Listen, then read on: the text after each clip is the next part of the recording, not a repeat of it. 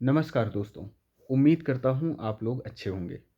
दोस्तों, आज GST topic में एक बहुत इम्पोर्टेंट पेनाल्टी के ऊपर हम लोग बात कर रहे हैं, जो कि कई लोग इस प्रॉब्लम से इस प्रॉब्लम के चैलेंजेस से जूझ रहे हैं। दोस्तों, यहाँ पे मैं बात कर रहा हूँ कि अगर मान लीजिए कोई आपने सप्लाई किया और उस पे जीएसटी आपने कलेक्ट किया और लेटर ऑन आप उस पे जीएसटी पेमेंट करना भूल जाते हैं।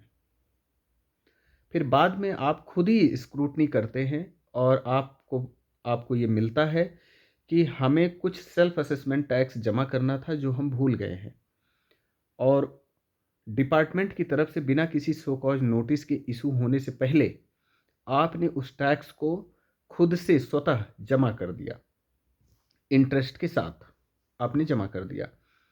तो यहाँ पे सवाल ये है कि क्या इसके बावजूद भी जीएसटी डिपार्टमेंट आपके ऊपर पेनाल्टी का नोटिस इशू कर सकता है?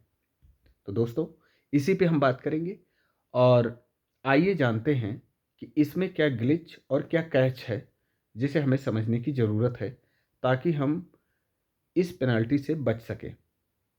दोस्तों, सेक्शन 74 सबसेक्शन ए सॉरी सेक्शन 74A सबसेक्शन 11 में ये प्रावधान किया गया है कि अगर कोई टैक्स आपने कलेक्ट किया और उसका पेमेंट आपने ड्यू डेट से 30 दिन के अंदर अगर नहीं किया, यानी कि ड्यू डेट का मतलब कि जैसे फॉलोइंग मंथ के 20 तारीख तक आपको जमा करना होता है, और उस ड्यू डेट से 30 दिन तक अगर आपने टैक्स जमा नहीं किया तो आपके ऊपर पेनाल्टी इम्पोज हो जाएगी, यानी कि आप पेनाल्टी से नहीं बच सकते हैं।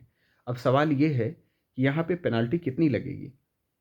तो दोस्तों, यहाँ पे पेनाल्टी जो आपके ऊपर इम्पोज किया जाएगा, ऑफिसर जो पेनाल्टी का सो कॉल्ड नोटिस आपके ऊपर देगा, वो 10% ऑफ टैक्स अमाउंट, जो कि टैक्स अमाउंट जितना इन्वॉल्व है उसका 10%, और 10,000, यानी कि 10,000 ईच, 10,000 CGST और 10,000 SGST, यानी कि 20,000।